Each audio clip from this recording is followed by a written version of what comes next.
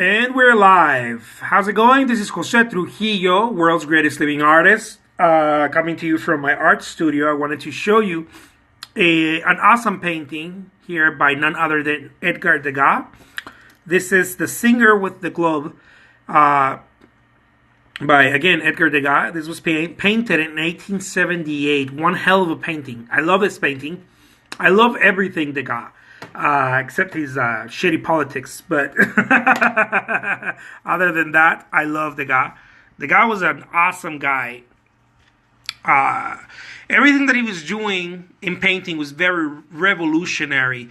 We think of Degas, many of us think of Degas as this Impressionist painter. As a matter of fact, he gets lumped into the Impressionist movement by mistake, I think, just because he happens to be around what was happening. So, but Degas was not really an impressionist, nor he considered himself an impressionist either. Degas was he thought of himself more as a classical painter, but he was doing very different things, very different things.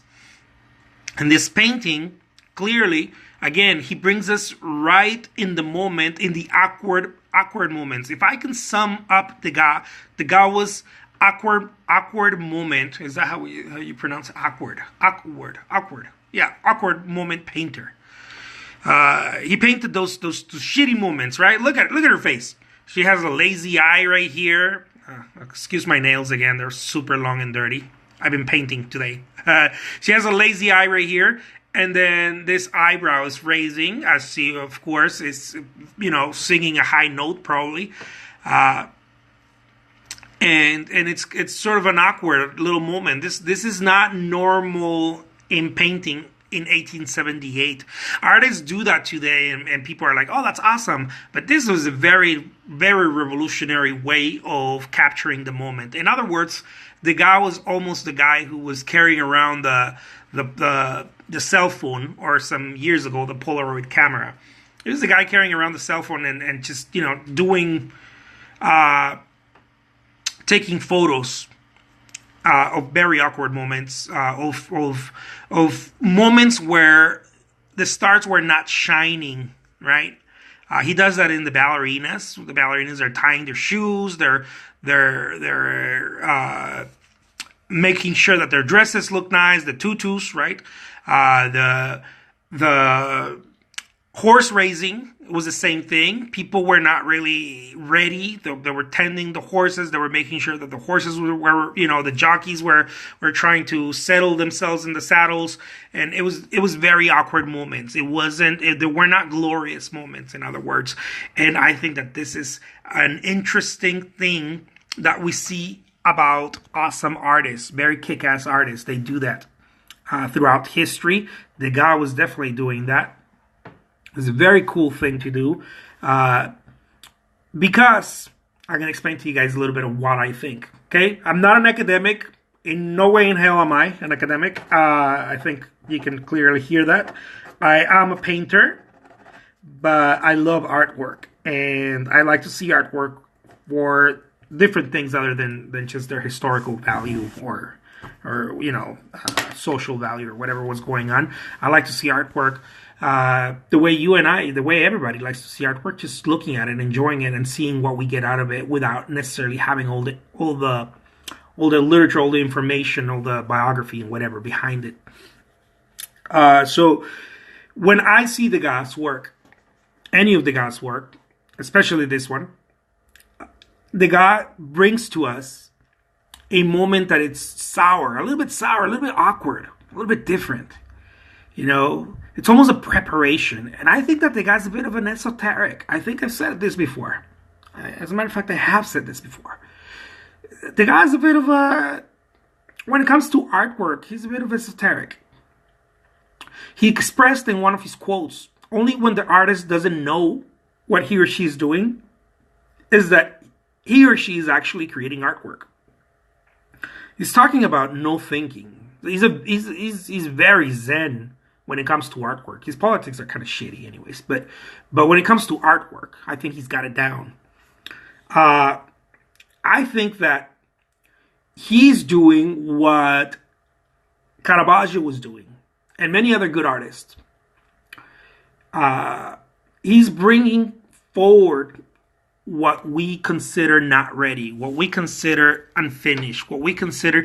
See, Monet was doing that, but he was doing that with brushwork, right? He was the painter of the unfinished and overworked type of painting, at least expressed by Gustave Courbet.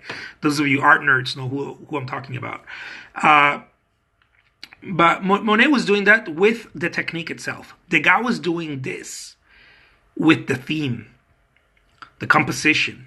No one was ready. Everything was kind of awkward. The lady here singing, this is, you would think this is normal. This was not normal in 1978. In 1878, she would look glorious, maybe not opening her mouth and not in a gesture. Maybe she would just be, a very nice portrait, not sort of captured in time. It would be more of a pose rather than an action.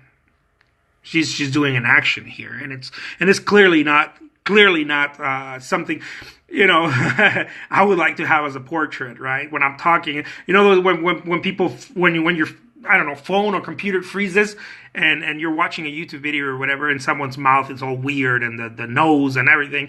This is what this reminds me of. Just kind of like a frozen in time, frozen in the moment, and that's what Degas does. Degas was the guy carrying around the Polaroid. And again, he's bringing to us that. He's reminding us, look, every moment counts. And I'm going to make sure as an artist, this is what I hear Degas saying in my mind, right? Anyways, I'm going to make sure that every action, every moment will be honored, and even the awkward ones. When the ballerinas are fixing their shoes, fixing their hair, this is not the most glorious moment, right? These are children behind the scenes trying to get ready for a recital, or rehearsal, whatever it is, but they're getting ready. He doesn't go and paint necessarily a portrait, a very, romantic portrait of the ballerinas dancing. He doesn't necessarily do that. If you pay attention to him, he's almost always just capturing the moment before or after. When their backs hurt, or he does this with the workers. Every time he paints someone who does manual labor, he's always painting the most awkward moment. And they're stretching their back, they're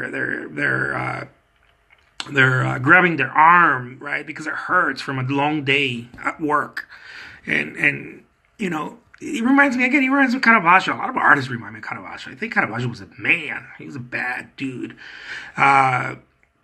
Reminds me of Caravaggio in that sense, where Caravaggio was painting things that were not necessarily the most honorable, right? He would use drunks and prostitutes and people from the bar, and he would dress them up and paint them as saints and Virgin Marys and whatnot. He was awesome like that. He was getting flowers that were almost dead and putting them in the most glorious light, putting them on pedestals. Fruit that was almost dead, also the fruit that was ready to rot, rotting fruit, and putting it on a beautiful basket on a pedestal. And I think that that's what he was doing. He was also saying, look, what we consider bad is not really bad. We're not in the moment. We're not living life to the fullest. And I think that that's what the guy is also saying. I think some of the best artists do that. Koons with his whole strange things, right, that we take for granted. He brings them up front to us. Other artists do it social commentary. Talking about people outcast, people that are outcasted by society and this and that. And I think the baddest artists, the baddest dudes are the ones who do that, in my opinion. Monet was certainly doing that, but he was doing that more with the brushwork. He was saying, look, it's unfinished, but it's not. This is it. This is it. It just looks unfinished, or it looks overworked. Picasso simplified things, and I think the best ones do that. They bring forward what we don't necessarily want to see. And not for shock value, as many people think. I think it's a reminder that every point in life is worth effing living, whether it's sour or sweet. I'll leave you guys with that. My name is Jose Trujillo. Man, I'm one hell of an artist. But today I was just doing a little commentary on this thing. So take care, guys. I hope you enjoyed it. Adios, amigos.